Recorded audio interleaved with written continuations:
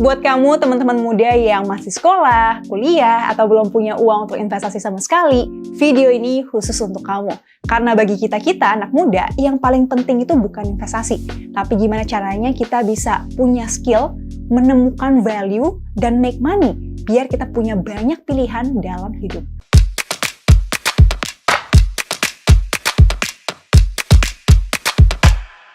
Hai, kabar baik di sini. Semoga di sana juga ya. Sebelumnya, kita mesti sepakat dulu nih untuk satu fakta. Kalau investasi di produk keuangan, entah itu saham, reksadana, kripto, sampai NFT, semuanya perlu uang. Kalau nggak ada uangnya, ya nggak bisa investasi. Itu satu. Nah, kedua, modal itu ngaruh banget ke hasil investasi kita. Walaupun belum tentu yang terpenting ya. Karena kalau modal kita 10 juta, untung 100% pun jadinya cuma 20 juta. Tapi kalau modal kita 100 juta, untung 10% aja, itu udah 100 juta. Nah, sekarang pertanyaannya adalah, modalnya dari mana, Kak? Itu kan pertanyaan kalian. Oke, jadi di video ini aku bakal bahas 7 ide penghasilan anak muda yang semuanya pernah aku lakuin. Pertama, ikut lomba. Ini cara pertama aku untuk make money. Dulu pas TK kayaknya aku pernah ikut lomba modeling anak bayi gitu ya. Cuma aku lupa menang atau enggak. Yang pasti kalau menang, uangnya pasti udah diambil sama mama aku. Yang aku inget banget tuh pas SD kelas 5. Waktu itu aku ikut lomba catur di Porseni ya. Dan waktu itu aku menang, hadiahnya 500.000. Menurut aku itu lumayan dan gede banget pada saat itu. Nah, sejak saat itu aku jadi suka ikut lomba. Plus, didukung juga sama orang tua dan guru. Teman-teman dan sekolah juga nganggep aku keren, jadi makin semangat lah aku. Nah, di SD sendiri, aku pernah ikut dan menang lomba catur, pidato, voli, dan pramuka. Random-random semua ya.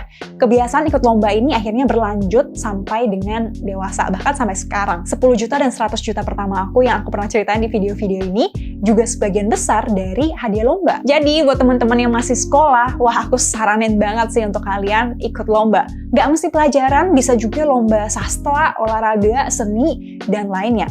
Plusnya tuh banyak banget selain uang. Pertama, kita bisa kenal dengan banyak orang baru dan memungkinkan kita untuk ketemu partner atau teman yang bisa saling bermanfaat di masa depan.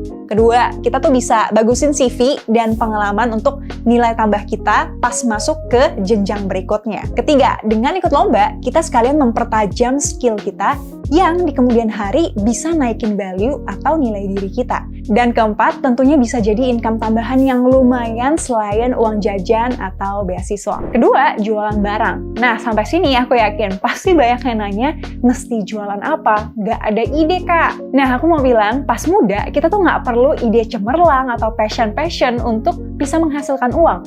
Pas SMA, aku jualan wall sticker bisa ngasilin 5 juta. Kemudian pas kuliah, aku jualan pangsit dan buku akuntansi. Semuanya itu random-random, gak nyambung semua. Dan setelah aku pikir-pikir lagi ya, jualan pangsit itu lucu banget sih. Itu benar-benar pagi-pagi aku bangun untuk ngambil pangsitnya ke ibu-ibu, beli 1.000, aku jual 2.000, dan sehari bisa jualan 30 pieces. Dan keuntungan 30.000 itu bisa nutup makan aku sekitar 2-3 hari waktu itu. Apakah jadi reseller pangsit adalah passion aku? Jelas enggak. Tapi kadang kita hanya perlu memulai dari yang super sederhana.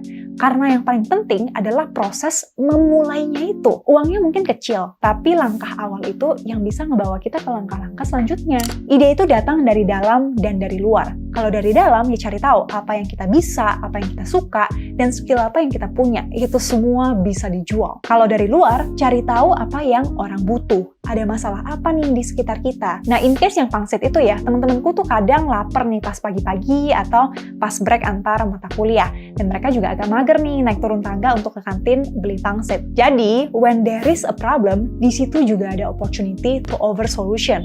Jadi, sukalah dengan masalah. Dan jualan itu nggak perlu gengsian karena uang itu nggak datang dari gengsi atau malu. Ketiga, jualan jasa. Nyambung dari jualan barang, kita juga bisa loh jualan jasa. Dulu pas SMA, aku lumayan sering ikut lomba ekonomi dan akuntansi. Dan waktu itu, wah teman-teman aku tuh stres banget kalau belajar akuntansi. Dan akhirnya minta aku untuk ajarin. Ya udah, akhirnya aku mikir buka les aja.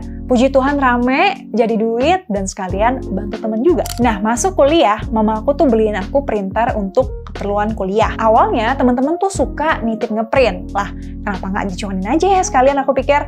Jadi aku desain brosur, print, dan tempel di kamar teman-teman seluruh dormitory aku. Sempet rakus juga waktu itu, tuh dosen suruh anak-anak fotokopi buku pelajaran yang tebalnya 200 halaman. Aku tuh langsung nawarin diri tanpa mikir dulu. Jadinya aku tuh ngabisin waktu seminggu untuk fotokopi pakai printer untuk 20 buku dengan tebal masing-masing tuh 200 halaman. Sampai tintanya habis dan printer aku jadi soak. Tapi anyway, aku mau bilang bahwa kita semua tuh bisa mulai dengan apa yang kita bisa atau apa yang kita punya. Yang jago ngelukis, kenapa nggak bikin gifts dalam bentuk customized art untuk momen-momen penting? Suka fotografi, kenapa nggak jadi freelance photographer wedding pas weekend? Kuliah sastra bahasa Indonesia atau Inggris, kenapa nggak buka jasa bikin subtitle atau translate di berbagai platform? Punya motor bekas, kenapa nggak coba jadi ojol aja? Gengsi. Mohon maaf, uang tuh nggak datang dari gengsi atau malu. Keempat, menulis. Nah ini udah to the point banget ya. Dulu pas kuliah aku tuh sempat kerja freelance untuk translate dan juga nulis artikel di 2 platform, yaitu dibayar 20 sampai 70 ribu per artikel, dan seminggu aku bisa bikin 4 sampai 8 artikel. Nah sebenarnya menulis ini mirip dengan jualan jasa, tapi kalau kita kembangin, mungkin kita bisa jadi penulis skenario, penulis buku yang dibayar dari royalti, atau penulis lagu, maybe. Dunia ini tuh butuh lebih banyak penulis karena banyak hal yang nggak bisa diungkapkan lewat kata-kata dan hanya bisa dimengerti lewat tulisan. Lah, jadi puitis. Iya, aku tuh suka nulis karena awalnya tuh suka puisi. 5. Kerja. Nah, ini juga udah jelas banget. Lamar pekerjaan ke perusahaan, toko, pabrik, intinya kerja sama orang lah. Dan nggak ada yang salah dengan itu. Kalau ada yang bilang nggak mau kerja sama orang, juga nggak apa-apa, tiap orang pasti beda. Yang salah dan nggak baik itu kalau kita ngejatuhin preferensi orang lain dan nggak mau open-minded. Dulu pas SMA, kerjaan pertama aku tuh jaga toko komputer. Random banget kan? Padahal waktu itu aku tuh udah sering ikut lomba-lomba ekonomi. Barulah pas kuliah tahun ketiga, aku terima message di LinkedIn aku kayak gini dan ditawarin kerja di Sukor Sekuritas. Nah waktu itu sebenarnya aku masih kuliah, jadi kalau aku ada kelas, biasa jam 1 aku baru ke kantor di Jakarta. Kalau aku nggak ada kelas, aku bangun pagi-pagi jam 4, udah kayak sahur ya, untuk ngejar angkot jam 4.30, biar bisa naik bus jam 5, biar nyampe ke Jakarta jam 6, dan bisa nyampe kantor sebelum jam 7 pagi. Soalnya kalau di sekuritas itu masuknya lumayan pagi, karena ngejar sebelum market buka jam 9. Walaupun penuh dengan perjuangan, tapi gajinya lumayan banget waktu itu. Pas 2 bulan pertama, gajiku tuh 2,7 juta per bulan, terus naik jadi 4,5 pas aku udah bisa full time. Bulan ke-7 naik ke 8, dan bulan ke-12 jadi 11 juta. Hah? Kok bisa gitu, Kak? Kuncinya menurut aku pertama, ketemu bos dan mentor yang tepat. Ini kadang hoki-hokian, jadi I would say ini keberuntungan dan privilege besar aku pas awal kerja. Kedua, kalau bisa, kerjaan dan hal yang kita lakukan atau pelajari di kampus tuh sejalan. Jadi, nggak perlu waktu lama nih untuk belajar lagi. Sebenarnya di kampus tuh aku nggak diajarin riset gimana ya. Tapi puji Tuhan, waktu itu sering ikut lomba bikin riset. Jadi, thanks to lomba. Ketiga, lo harus jadi penting dan susah atau mahal untuk digantikan. Pas aku masuk, lagi ada perombakan besar di perusahaan. Dan produk yang aku kerjain saat itu dijadiin flagship produk atau produk yang ngebedain perusahaan kita dengan yang lain. Alhasil, aku sering diajak ketemu dengan klien untuk memperlancar proses deal apapun. Keenam, ngonten. Kalau ini mungkin yang paling mainstream di zaman sekarang kali ya. Dulu, 4 tahun lalu aku bikin video pertama di YouTube tuh sama sekali nggak kepikiran ini bisa diduitin. Karena waktu itu simple, aku pengen jawab pertanyaan teman-teman sekitar aku aja. Daripada aku ketik dan balas satu-satu, ya aku suruh mereka nonton video aku aja. Waktu itu emang nggak banyak yang bahas uang di social media, dan puji Tuhan dilancarkan sampai hari ini. Malah hal yang nggak terduga ini, menurut aku tuh salah satu yang berkontribusi paling besar ya buat aku sampai sekarang. Tapi kalau kata Steve Jobs ya, we can only connect the dots looking backwards. Kita baru bisa ngerti alasan semua hal terjadi itu dengan melihat ke belakang. Kalau dulu nggak ikut lomba ekonomi, kalau dulu nggak latihan public speaking lewat lomba pidato, storytelling, dan puisi, kalau dulu nggak coba kerja dulu di sekuritas, mungkin hari ini aku bakal jadi orang yang sangat berbeda. Kita harus mau untuk trust the process. Mungkin apa yang kita kerjain saat ini tuh looks monoton, tapi untuk jadi jago kan butuh waktu. Dari sini aku percaya hal positif apapun yang kita lakukan pasti ada manfaatnya. entah sekarang atau entah nanti. Jadi buat teman-teman yang mau menempuh jalur konten, mulai aja dari apapun yang lo suka, lo bisa, lo jago, atau lo punya. Mungkin awalnya lo bakal ngerasa, tapi Kak, yang ngomongin uang di social media kan udah banyak banget.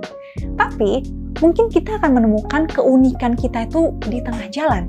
Dan kalau kita nggak pernah mulai, nggak pernah jalan, ya gimana kita bisa nemuin itu? Ketujuh, satu skill bisa jadi multiple incomes. Untuk mereka video yang panjang ini, aku cuma mau nitip pesan yang ngebosenin, mulai aja dulu. Satu skill aja dulu. Karena satu skill yang kita punya, bisa kita kembangin jadi beragam jenis income. Misal, lo suka dan jago kopi. Gue belajar dari temen di Surabaya, dan dia benar-benar ngelakuin ini. Income pertama dia dari bikin toko kopi. Income kedua dari jualan franchise toko kopinya. Income ketiga dia jadi advisor di toko kopi yang lebih kecil. Income keempatnya jual beli peralatan kopi. Dan income kelima yang aku saranin, dia bisa aja nih bikin konten tentang kopi. Dan income keenam, bisa aja dia juga invest ke perusahaan atau toko kopi. Contoh lain lagi ya, misal lo suka dan jago bahasa Inggris. Lo bisa lo explore jadi pertama, mulai dari buka jasa translate artikel atau tulisan dari Indo ke Inggris dan sebaliknya. Kedua, bisa freelance untuk bikin subtitle. Ketiga, bisa nulis puisi, cerita, atau karya tulis apapun dalam bahasa Inggris, kirim ke Jakarta Post atau koran-koran Indo yang berbahasa Inggris. Keempat, bisa ikut lomba pidato dan storytelling bahasa Inggris. Kelima, bisa bikin konten tentang bahasa Inggris kayak Aaron English. Keenam, bisa jadi translator di perusahaan. Jadi, aku tantang kalian untuk nulis satu skill yang low banget di komen. Nanti aku dan Amin, teman-teman online, bakal saling bantu untuk nambahin ide income apa ya dari satu skill yang lo punya. Nah, udah 7 ide yang aku bahas. Kalian juga welcome banget untuk nambahin ide atau berbagi pengalaman kalian di komen, biar kita saling belajar. Intinya mah, kalau kita mau kaya sekarang, kita harus jago make money dan menguasai high income skills. Tapi, kalau kita juga mau kaya di masa depan, solusinya ya investasi. Jadi aku sendiri juga nggak pernah berharap kaya dari investasi sekarang. All the best untuk semua usaha-usaha kita, semoga dilancarkan. Thank you for watching and see you di video lain. Bye-bye!